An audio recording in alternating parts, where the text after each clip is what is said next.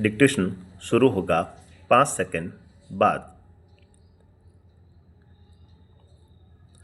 हिंदी में प्रेमचंद के बाद सबसे महत्वपूर्ण कथाकार के रूप में प्रतिष्ठित जैनेंद्र कुमार का अवदान बहुत व्यापक और वैविध्यपूर्ण है। अपने उपन्यासों और कहानियों के माध्यम से उन्होंने हिंदी में एक सशक्त मनोवैज्ञानिक कथा धारा का प्रवर्तन किया। परख और सुनीता के बाद 1937 में प्रकाशित त्यागपत्र ने इन्हें मनोवैज्ञानिक उपन्यासकार के रूप में प्रभूत प्रतिष्ठा दिलाई। इसी तरह खेल, पाजेब, नीलम, देश की राजकन्या, अपना अपना भाग्य, तत्सत जैसी कहानियों को भी कालजयी रचनाओं के रूप में मान्यता मिली है। पैरा कथाकार होने के साथ साथ जैनेंद्र की पहचान अत्यंत गंभीर चिंतक के रूप में रही। बहुत सरल एवं अनौपचारिक सी दिखने वाली शैली में उन्होंने समाज, राजनीति, अर्थनीति एवं दर्शन से संबंधित गहन प्रश्नों को सुलझाने की कोशिश की है। अपनी गांधीवादी चिंतन दृष्टि का जितना सुष्ठु एवं सहज उपयोग वे जीवन जगत से जुड़े प्रश्नों के संदर्भ में करते हैं, वह अन्यत्र दुर्लभ है और वह इस बात का सबूत पेश करता है कि गांधीवाद को उन्होंने कितनी गहराई से हृदयंगम किया है। पैरा बाजार दर्शन जैनेंद्र का एक महत्वपूर्ण निबंध है जिसमें गहरी वैचारिकता और साहित्य सुलभ लालित्य का दुर्लभ संयोग देखा जा सकता है।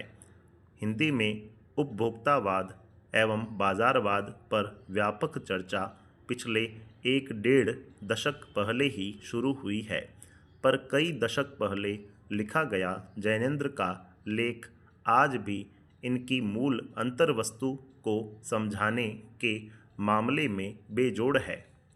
वे कैसे हमें अपना गुलाम बना लेती है। अगर हम अपनी आवश्यकताओं को ठीक ठीक समझकर बाजार का उपयोग करें तो उसका लाभ उठा सकते हैं, लेकिन अगर हम ज़रूरत को तय कर बाजार में जाने के बजाय उसकी चमक दमक में फंस गए तो वह असंतोष, तृष्णा और ईर्ष्या से घायल कर हमें सदा के लिए बेकार बना सकता है। इस मूल भाव को जैनेंद्र कुमार ने भांति भांति से समझाने की कोशिश की है, कहीं दार्शनिक अंदाज में तो कहीं किस्सागो की तरह। इसी क्रम में केवल बाजार का पोषण करने वाले अर्थशास्त्र को उन्होंने अनीतिशास्त्र बताया है।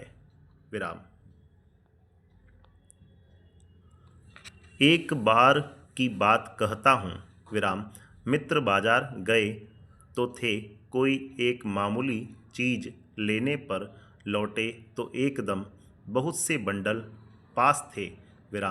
मैंने कहा, यह क्या? बोले, यह जो साथ थी।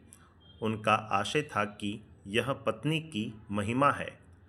उस महिमा का मैं कायल हूँ। आदिकाल से इस विषय में पति से पत्नी की ही प्रमुखता प्रमाणित है और यह व्यक्तित्व का प्रश्न नहीं, स्त्रीत्व का प्रश्न है। स्त्री माया न जोड़े तो क्या मैं जोड़ूं? फिर भी सच सच है और वह यह कि इस बात में पत्नी की ओट ली जाती है। मूल में एक और तत्व की महिमा सविशेष है। वह तत्व है मनी बैग, अर्थात पैसे की गर्मी या एनर्जी। पैसा पावर है, पर उसके सबूत में आसपास माल टाल न जमा हो तो क्या वह खाक पावर है? पैसे को देखने के लिए बैंक हिसाब देखिए, पर माल असबाब, मकान, कोठी तो अनदेखे भी दिखते हैं। पैसे की उस परचेजिंग पावर के प्रयोग में ही पावर का रस है। लेकिन नहीं, लोग संयमी भी होते हैं। वे फिजूल सामान को फिजूल समझते हैं। वे पैसा बहाते नहीं हैं और बुद्धिमान होते हैं। बुद्धि और संयम पूर्वक वह पैसे को जोड़ते जाते हैं। वह पैसे की पावर को इतना निश्चय समझते हैं कि उसके प्रयोग की परीक्षा उन्हें दरकार नहीं है। बस खुद पैसे के जुड़ा होने पर उनका मन गर्व से भरा फूला रहता है। मैंने कहा, यह कितना सामान ले आए? मित्र ने सामने मनी बैग फैला दिया। कहा, यह देखिए, सब उड़ गया। अब जो रेल टिकट के लिए भी बचा हो। मैंने तब तय माना कि और पैसा होता और सामान आता। वह सामान ज़रूरत की तरफ देखकर नहीं आया, अपनी परचेजिंग पावर के अनुपात में आया है। लेकिन ठहरिए, इस सिलसिले में एक और भी महत्व का तत्व है जिसे नहीं भूलना चाहिए। उसका भी इस कर्तव्य में बहुत कुछ हाथ है। वह महत्व है बाजार। मैंने कहा, यह इतना कुछ नाहक ले आए? मित्र बोले, कुछ न पूछो, बाजार है कि शैतान का जाल है। ऐसा सजा सजा कर माल रखते हैं कि बेहया ही हो जो न फंसे। विराम पैरा। मैंने मन में कहा, ठीक, बाजार आमंत्रित करता है कि आओ, मुझे लूटो और लूटो। सब भूल जाओ, मुझे देखो। मेरा रूप और किसके लिए है? मैं तुम्हारे लिए हूँ। नहीं कुछ चाहते हो तो भी देखने में क्या हर्ज है? अजी आओ भी। इस आमंत्रण में यह खूबी है कि आग्रह नहीं है। आग्रह तिरस्कार जगाता है, लेकिन ऊंचे बाजार का आमंत्रण मूक होता है और उससे चाह जगती है। चाह मतलब अभाव।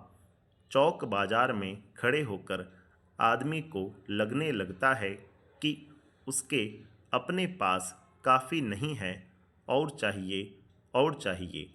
मेरे यहाँ कितना परिमित है और यहाँ कितना अतुलित है। ओह, कोई अपने को न जाने तो बाजार का यह चौक उसे कामना से विकल बना छोड़े। विकल क्यों पागल? असंतोष, तृष्णा और ईर्ष्या से घायल कर मनुष्य को सदा के लिए यह बेकार बना डाल सकता है। एक और मित्र की बात है। यह दोपहर के पहले के गए गए बाजार से कहीं शाम को वापस आए तो खाली हाथ। मैंने पूछा, कहाँ रहे? बोले, बाजार देखते रहे। मैंने कहा, बाजार को देखते क्या रहे? बोले, क्यों बाजार? तब मैंने कहा, लाए तो कुछ नहीं। बोले, हाँ, पर यह समझ न आता था कि न लूँ तो क्या। सभी कुछ तो लेने को जी होता था। कुछ लेने का मतलब था शेष सब कुछ को छोड़ देना। पर मैं कुछ भी नहीं छोड़ना चाहता था, इससे मैं कुछ भी नहीं ले सका। मैंने कहा, खूब, पर मित्र की बात ठीक थी। अगर ठीक पता नहीं है कि क्या चाहते हो तो सब और की चाह तुम्हें घेर लेगी और तब परिणाम त्रास ही होगा, गति नहीं होगी, न कर्म। बाजार में एक जादू है। वह जादू आँख की राह काम करता है।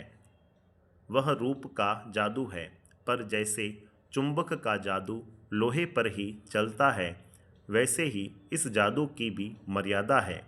जेब भरी हो और मन खाली हो, ऐसी हालत में जादू का असर खूब होता है।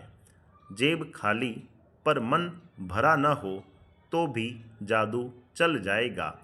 मन खाली है तो बाजार की अनेकानेक चीज़ों का निमंत्रण उस तक पहुंच जाएगा। कही हुई उस वक्त जेब भरी तब तो फिर वह मन किसकी मानने वाला है। मालूम होता है यह भी लूँ वह भी लूँ, सभी सामान जरूरी और आराम को बढ़ाने वाला मालूम होता है, पर यह सब जादू का असर है। संपूर्ण विराम।